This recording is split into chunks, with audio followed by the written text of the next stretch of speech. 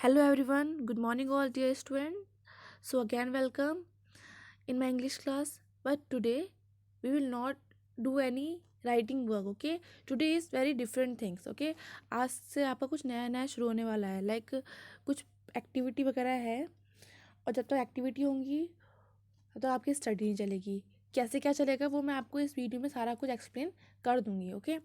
सो आपका क्या है, आज का टॉपिक है important points related to school activity for the students, okay?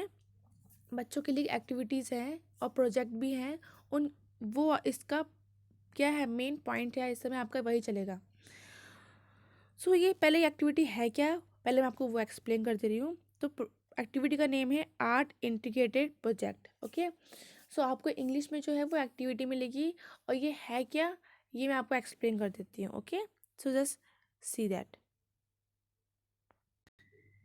Activity और प्रोजेक्ट से पहले जानने से पहले ये इंपॉर्टेंट है कि आर्ट इंटीग्रेटेड एजुकेशन है क्या, वो जानते हैं। ये एजुकेशन जो सीबीएसई है हमारा, जैसे कि आप लोग आपका स्कूल इंग्लिश मीडियम है, ठीक है, जो हमारा स्कूल, तो वो सीबीएसई बोर्ड पे डिपेंड है। जो सीबीएसई बोर्ड ऑर्डर देते हैं वही हम लोग करते हैं। तो उन्होंने ऑर्डर दिया है कि जो हर बच्चे को एक आर्ट एक्टिविटी और प्रोजेक्ट बनाना ही है। अगर वो नहीं बनाएंगे तो जो एक्टिविटी बनाएंगे वो हमें हमें सबमिट करनी है और जो डाटा है वहाँ भेजना भी है। उसके बेस पे अगर आप लोग नहीं बनाएंगे तो जो 10th और 12th होते हैं क्लासेस, उनके जो एग्ज़ाम होते हैं, एग्ज़ाम देने के लिए कि मिलता है एडमिट कार्ड, वो एडमिट कार्ड है वो उन्हें नहीं मिलेगा। वो लोग जो देते हैं एडमिट कार्ड सीबीएसई बोर्ड वाले एग्ज़ाम देने के लिए, वो नहीं मिलेगा। तो उसके लिए हर बच्चे को क्लास फर्स्ट से लेकर क्लास 12th तक, आई थिंक 10th तक करनी ही है। जो एक्टिविटीज़ होती हैं वो करनी ही है, 12th तक सबको करनी है, पर सबका तरीका अलग अलग है। सबकी एक्टिविटी और प्रोजेक्ट डिफरेंट डिफरेंट होता है, ठीक है? सो जो आपकी क्या है, किस बेस पे है, वो समझते हैं। तो समझिए इनका जो प्रोग्राम क्या है, आर्ट एजुकेशन। तो आर्ट मतलब पहले समझते हैं आर्ट क्या है। आर्ट आर्ट केवल ड्राइंग करके आपको फिनिश कर देना है। आर्ट का मतलब होता है म्यूज़िक, ठीक है, डांस, विजुअल आर्ट, थिएटर, मतलब इन चारों चीज़ों को उसमें इंक्लूड किया गया है, ठीक है? ये नहीं केवल आप सोच रहे हैं कि हाँ ड्राइंग फुल बना दिया, पेंटिंग बना दी, हो गया आर्ट। मतलब सपोज मैंने आपको इंग्लिश का कुछ प्रोजेक्ट दिया है, एक्टिविटी करने को दी है। टॉपिक आपका होगा कि आपके सराउंडिंग से आपको वो चीज़ें से ऑब्जर्व करके उनके बारे में आपको फोटोज पेस्ट करके समझाना है, ठीक है? पेस्ट करेंगे, फिर आप मुझे सेंड करेंगे। तो वो आप कैसे सेंड करेंगे, क्या करेंगे, उस सबको, ये सब उसको उन्होंने क्या क्या माना है, आर्ट में ही माना गया है। तो टॉपिक हमारा इसी में से होगा। तो कोई भी डाउट होगा तो आप हमसे पूछेंगे अच्छे से, ओके? नेक्स्ट क्या है, इसके इम्पोर्टेंस क्या है, जो आर्ट इंटीग्रेटेड जो प्रोग्राम है उससे क्या हमारा, मतलब उससे हमारा क्या फ़ायदा है। जो बच्चे हैं उनके अंदर जो क्रिटिकल थिंकिंग होती है और क्रिएटिविटी है, इससे क्या होगा, वो लोग क्रिएटिविटी करना स्टार्ट करेंगे। मतलब ये नहीं केवल पढ़ाई पढ़ाई पढ़ाई, पढ़ाई से हट के कुछ ना कुछ करेंगे, different things, multi discipline skills, boredom and mindset, मतलब उनका जो माइंडसेट है वो थोड़ा सा ज़्यादा सोचेगा। ये नहीं कि आपको एक्टिविटी का घर की नहीं मिलेंगी, एक्टिविटी मिलेंगी कि आपको घर से बाहर जाना है, अपने एरियाज़ के आसपास के एरियाज़ के फ़ोटोज़ आपको लेकर आने हैं, खेत के अपने साथ के। सपोज़ आप भी वहाँ घूमने गए हैं तो वहाँ के साथ अपने आप खड़े हुए हैं और वहाँ उसी एरिया के खड़े होकर फ़ोटो लेके और फिर आप फ़ोटो निकलवा के आप तो पेस्ट करेंगे, फिर उसके बारे में नीचे लिख के आप हमें सेंड करेंगे। ये आपकी एक्टिविटी जाएगी, है ना? इससे क्या होगा, वहाँ के आप जानेंगे, आप बोलेंगे उसके बारे में, है ना? जॉयफुल लाइफ स्किल, आप पढ़ाई पढ़ाई से हट के कुछ नया भी करेंगे। इससे आप में काफ़ी इम्प्रूवमेंट आएगा, है ना? फिर है एक्सपेरिएंशियल लर्निंग, प्रॉब्लम सॉल्विंग। इससे क्या होगा, आप लोगों को जो रियल लाइफ में जो एक्टिविटी मिला करेंगी, ये प्रोजेक्ट मिलेंगे, तो आप जो प्रॉब्लम सीखी हैं वो आप उसको रियल से रिलेट करेंगे। ये नहीं कि किताब में पढ़ा, बुक में पढ़ा और हमने वहीं तक उसको छोड़ दिया, आगे हमने उसके बारे में कुछ सोचा ही नहीं। तो इससे बहुत सारे फ़ायदे होंगे। सो इसका क्या है, आर्ट इंटीग्रेटेड लर्निंग क्या है, दो पार्ट में डिवाइड किया गया है, लेकिन अभी आप थोड़ा बहुत सीखिए वही बहुत है, ठीक है? तो आर्ट इंटीग्रेटेड लर्निंग है वो जो जो एजुकेशन पॉलिसी आई थी उसी के हिसाब से है, ठीक है?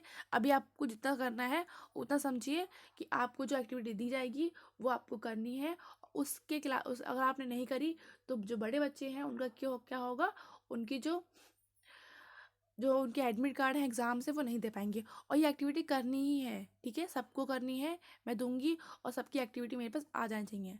अब ये कैसे क्या करना है, कितने दिन है, उसके लिए मैं आपको एक्सप्लेन कर देती हूँ, ठीक है। मैंने आपको थोड़ा बहुत एक्सप्लेन कर दिया है आर्ट एक्टिविटी के बारे में। जो आपकी एक्टिविटीज़ हैं, प्रोजेक्ट है, वो आपके स्टार्ट हो जाएंगे आज से, मीन्स 4 जनवरी से आपके स्टार्ट हो जाएंगे। और ये सब बच्चों को कर रहे हैं, बट हाँ उनको डेज दिए जा रहे हैं, उन डेज के ही हिसाब से उनको कंप्लीट करना है, ठीक है, क्लियर। अब क्या है, तो हम आपको उसकी जो एक्टिविटी है उसके आपको हम वो सेंड करेंगे सीरियल नंबर, ठीक है। उस सीरियल नंबर को आपको लिखना है उस पर, और उसी के हिसाब से आपको उस चीज़ को बनानी ही है, ठीक है। प्रोजेक्ट अलग होता है, एक्टिविटी, प्रोजेक्ट में थोड़ा ज़्यादा काम मिलता है, लिखने को मिल जाता है, सॉल्विंग को मिल जाता है। एक्टिविटी में क्या आपने थोड़ा बहुत काम किया उसको कर दिया, ठीक है। जो इंग्लिश का जो टॉपिक है आपका आइडेंटिटी का, इसका ये रहा, ठीक है। ये आप सब लोगों के लिए है टॉपिक, आप इसको नोट कर लीजिए कॉपी में। जब आप बनाएंगे तो आपको मेन जो नंबर है, ये जो सीरियल नंबर दे रखा है, ये नंबर दे रखा है, ये पूरा नंबर 4.1.1.1, ये आपको लिखना ही है। और टॉपिक का नेम क्या है आपका, ध्यान से सुनिए, study of visual resources at home and in the surrounding and means of creative expression. Okay, so बच्चों आपकी एक्टिविटी है वो आपको करना क्या है वो मैं समझा दे रही हूँ, और ये आपको करनी ही है, ठीक है। ये सब बच्चों के लिए है, आपको कैसे बनानी है, कैसे स्टार्टिंग करनी है, वो मैं आपको सारा एक्सप्लेन कर दूंगी अभी, ठीक है।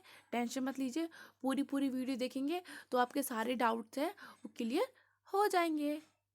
ओके ओके, सो टॉपिक क्या आपका समझिए पहले ध्यान से, study of visual resources. Visual का मतलब क्या होता है, जो आप देखते हैं रियल में, ठीक है, आप देख रहे हैं उन चीज़ों के बारे में देखकर, वो जो रिसोर्सेज आपके हैं eight home and the surrounding, घर पे और बाहर के एरिया से आसपास, and means of creative expression, मतलब उनसे आपको कुछ क्रिएटिव बना के आपको बनाना है, और फिर उसके बारे में आप इंग्लिश में लिखेंगे, क्लियर। थोड़ा सा कुछ लाइन लिखेंगे, 5 और 6 लाइन उसके बारे में लिखेंगे, बस ये आपकी एक्टिविटी है। बट आपको अपने चारों तरफ घर के आस बाहर जाके देखना है कैसा ऐसा एरिया है, उस एरिया के बारे में आपको बताना है। सपोज़ आप कहीं रहते हैं, उसके पास में गुरुद्वारा है, तो आपने गुरुद्वारे के साथ में फ़ोटो ले ली अपनी, उस फ़ोटो को आपने निकलवा लिया, उस फ़ोटो को आप क्या करेंगे, दिखाएंगे हम लोगों को, उसमें लगाएंगे फाइल में, और फाइल कैसे बनानी है वो मैं आपको बता दूंगी, ठीक है।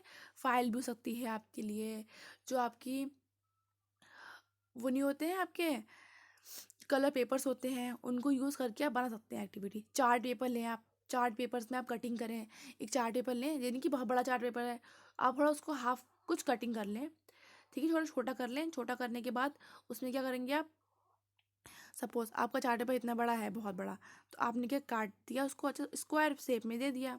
फिर आपने बड़ा सा यहाँ पर क्या किया, आपने मतलब पेपर के जो आपके जो कॉपी का पेपर होता है उस साइज़ का बना लिया आपने, काफ़ी सारी कटिंग हो जाएंगी, ठीक है। आपने उसको स्टैप लगा दिया, उसको फाइल में लगा दिया, बस कलरफुल हो गया। कुछ आपने कलरफुल ले लिए, अगर नहीं मिलता है चार्ट पेपर तो मिल जाता है ना हर जगह, और ये चार्ट पेपर सस्ते भी होते हैं, इतने महंगे भी नहीं होते कि आप सोचें कि आपके आसपास नहीं मिल पाएंगे, है ना, मिल भी जाएंगे चार्ट पेपर तो। किसी एक दो कलर के ले लीजिएगा, उसको आप कटिंग करके कॉपी के साइज़ का बना लीजिए कटिंग करके, फिर उसको एक फाइल में रख लीजिएगा। फिर स्टार्टिंग में आपको क्या क्या करना है मैं आपको भी दिखा रही हूँ, ठीक है, बट उससे पहले कुछ और समझ लेते हैं। इसके बाद क्या है आपके लिए, फिर है नंबर ऑफ डेज। जो आपकी एक्टिविटी है इसको करने के लिए आपको कुछ डेज मिल रहे हैं, 4 जनवरी से लेकर 16 जनवरी तक के लिए 13 डेज हैं। ये आपको केवल एक की एक्टिविटी नहीं करनी है, और भी टीचर्स आपको एक्टिविटी दे रहे हैं, वो सारी एक्टिविटी आपको करनी है, इसलिए आपको 13 डेज मिल रहे हैं। ये आपके लिए टाइम लिमिट है सॉरी, देने ही है। फिर उसके बाद क्या होगा, फिर आपका 18 से, जो 18 जनवरी है उससे आपके 18 जनवरी से लेकर 24 जनवरी तक क्या होगा बच्चों, आपके रिवीजन स्टार्ट कर देंगे हम लोग, ठीक है। फिर 28 जनवरी से लेकर 4 फरवरी तक क्या है आपके एग्जाम्स है, क्लियर। और जो आप कलेक्शन करेंगे आंसर शीट का, क्योंकि आपको आंसर शीट्स हैं वो भी आपको कलेक्ट करनी ही है, तो उस आंसर शीट को कलेक्ट करने के लिए क्या करना है आपको, ध्यान से सुनिए। आंसर शीट आप कलेक्ट करेंगे 18 जनवरी को, उसी आंसर शीट पे आपको एग्ज़ाम करना है। माई पॉइंट इज़ क्लियर ना। आपको स्कूल से आंसर शीट्स कलेक्ट करनी है, लेनी है। कब? डेट फिक्स कर दिए, उसके बाद नहीं लेंगे, नहीं उसके पहले लेंगे, ठीक है। 18 जनवरी दे रखी है, तो 18 जनवरी को स्कूल में आएंगे आप। अपनी जो आपके सबमिशन है, जो आपने शीट जो आपने बनाया है, एक्टिविटी बनाई है, प्रोजेक्ट बनाएंगे आप लोग, वो आप वहाँ पर जमा करेंगे, सबमिट करनी है। ओके, उसके बाद नहीं ली जाएगी। आपको 18 जनवरी को जमा करनी है तो करनी है, अदरवाइज़ आपकी हम नहीं लेंगे। कुछ आपको पहले से कुछ प्रॉब्लम होगी कि मैम ये प्रॉब्लम आ रही है, तो आप पहले से इन्फॉर्म कर देंगे तो हम मान लेंगे, ठीक है। बट आपको, क्योंकि जो आपको इतने डेज दिए गए हैं उतने डेज पे ही हमें चाहिए होगी, ये हमें जमा भी करनी है, हमें हमें कहीं और भी देनी होगी वो एक्टिविटी, ठीक है। सो कैसे बनानी है मैं बताती हूँ आपको, ठीक है। जो आपको एक्टिविटी बनानी है वो आपको मैं नेक्स्ट वीडियो में एक्सप्लेन कर दूंगी, ठीक है। अभी ये इसकी जो गाइडलाइंस है उसको समझ लीजिए, ठीक है। सो अभी के लिए इतना ही। नेक्स्ट वीडियो में मैं आपको एक्टिविटी कैसे करनी है उसकी फाइल को के बारे में पूरा एक्सप्लेन कर दूंगी, ठीक है। Bye bye.